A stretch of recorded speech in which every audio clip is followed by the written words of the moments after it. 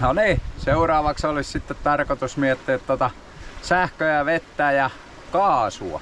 Aloitetaan nyt vaikka sähköjohtojen vetämisestä. Se kannattaa suunnitella melko tarkkaan, että mitä haluaa ja mihinkä haluaa.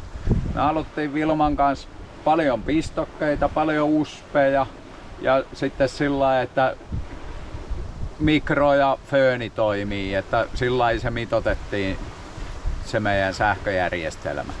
Eli meillä on, no mennään kattoon, niin ei tarvitse selittää. Meillä on täällä melko paljon pistokkeita. Eli yksi on tuo pöytäryhmä alla, yksi on keittiössä, siinä on myös uspipiuha tai paikka. Sitten mikrolle tuo on töpseli. Sitten sängyn vieressä on pari uspipaikkaa. Tonne tulee suoraan 12 volttia tonne nastoihin, että jos haluaa 12 voltin lampu. Sitten tänne me tehtiin kaikkia niin kuin läppäreitten ja kameroitten ja kaikkien latureita varten yksi pistorasia. Eli täällä on enemmän pistorasioita kuin meillä kotona melkein, mutta on ollut toimiva ratkaisu. Ei tarvitse vetää piuhoja pitkin poikin. Ja johdotus on sitten semmonen, että se kannattaa tehdä ekana ja kiinnittää todella hyvin tonne. Että se ei pääse niin kun se tuo menee pitkin poikin, niin paljonkin kuin mahdollista, ettei se pääse liikkuu ajossa ja hinkkaa itteensä hajalle. Akustahan on sillai rakennettu, että se on yhteydessä auton akkuihin, että ajaessa auto lataa myös hupiakkuja. Mutta sillai päin, että sä et pysty esim. Jättää valoja päällä ja auton akku on tyhjä, kun pitäisi kotiin lähteä, vaikka en välttämättä niin kauhea homma oliskaan se. Sitten mennään tänne kattoon tää itse paikka. Eli täällä on itse asiassa tämmönen potta meillä. Ihan älyt on kaikki. Viimeisen päälle vehi. Heitetään se tohon. Eli täällä löytyy akut. Hypätään tää tästä pois.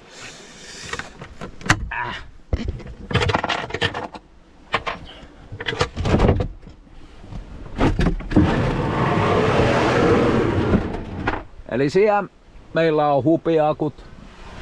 215 ampeerituntista hupiakkua, joka on piisannut siis kesällä piisaa, kun on toi aurinkopaneeli, niin ei ole mitään hätää, vaikka niin kuin mitä tekisi, niin ei ole loppunut kertaakaan. Syksyllä, mitä Vilma on ollut 3 päivää ja tehnyt töitä ja valoja polttanut ja näin, niin sitten loppuu akut, mutta me ostettiin pieni semmonen salkkuaggregaatti, niin se on sillä selvä, saa ladata.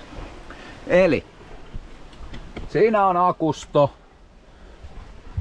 siinä on inverterilaturi, eli se on semmonen vehje, että kun tää lyödään täältä maasähköihin, niin toi inverterilaturi alkaa lataan akkuja ja samalla se antaa sähköä tonne pistorasioille. Silloin kun ei olla seinässä, niin tää vehje muuntaa akun jännitteen sopivaksi pistorasioille. Eli tää hoitaa sen homman. Sitten siinä vieressä on tommonen aurinkokennojen ohjausyksikkö, joka niin kuin lataa näitä akkuja aurinkokennon avulla, joka on siellä katolla 3500 wattinen.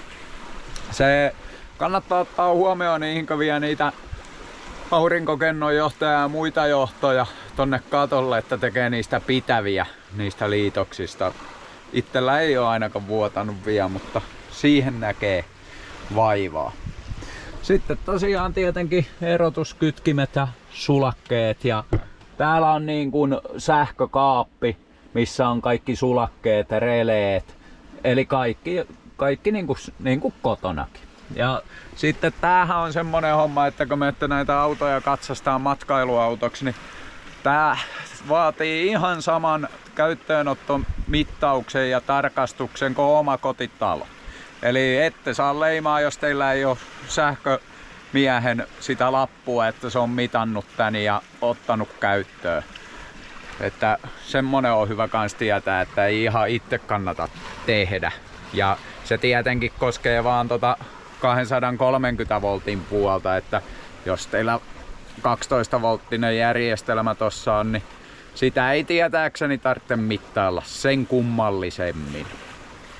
Ja kun miettii sähköjä, niin kannattaa miettiä, että monta sulaketta, että mitä enemmän sulakkeita, niin se helpompi, jos joku paikka vikaantuu, niin sulla ei ole yhden sulakkeen takana kaikki, että kaikki tippuu alas. Se oli niinku sähköpuoli, näin nopeasti sanottuna. Katsellaan sitten vettä. Mä tuuppaan ton tosta pois. Noin. Eli vesipuoli. Meillä on täältä löytyy 40 litra iltemalainen vesisäiliö. Ja sitten kun tätä purkaa vielä vähän lisää venakkaas.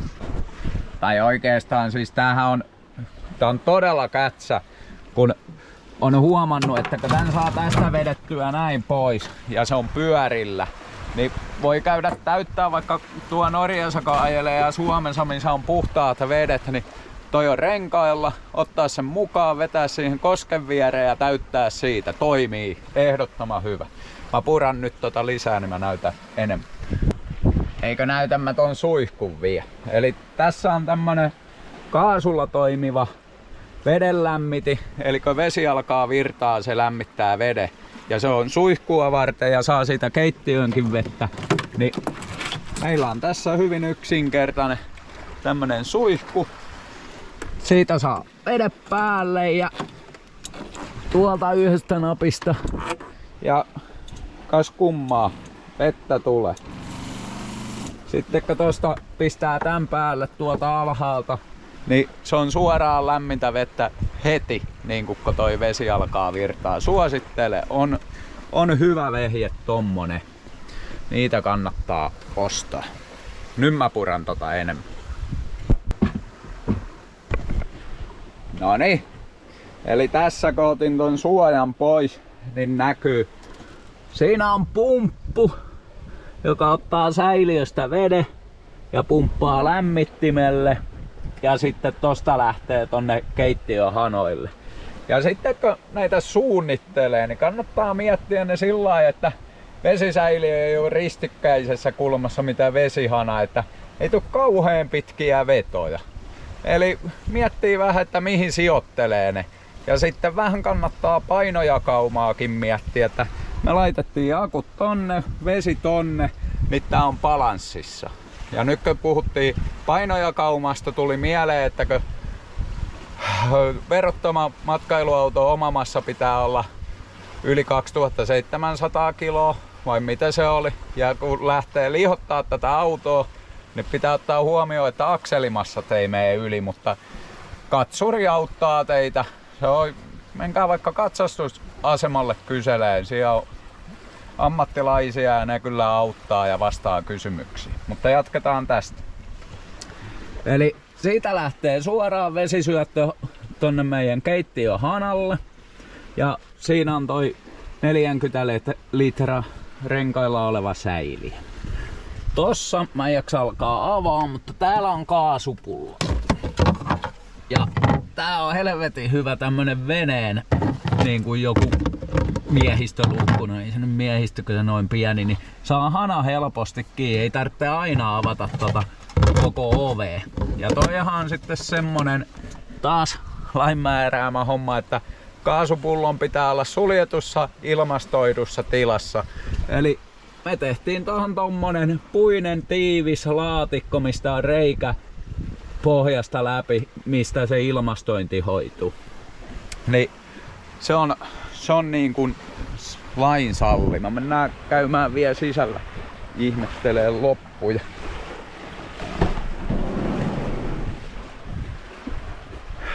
Sitten kaasu tulee sieltä suoraan seinän läpi, taas mietitty sillä, että tosi lyhyt putkiveto, suoraan jako tälle tukille. Tosta menee hellan kaasut päälle. Ja tästä alemmasta menee sen vedenlämmittimen kaasut päälle. Toimiva systeemi, ei oo putkea montaa metriä. Ja lakihan sanoo noista kaasuhommista nykyään se, että ne voi itse tehdä. Ja katsuri vaan tarkastaa, että letkut on leimattu oikein ja ne on asiallisen näköisiä. Mutta tein mä ne itse, mutta kyllä mä kävin ammattilaisella tekemään paineistuksen, että se ei vuotanut. Ihan sen takia, ettei tää ole mikään kaasu.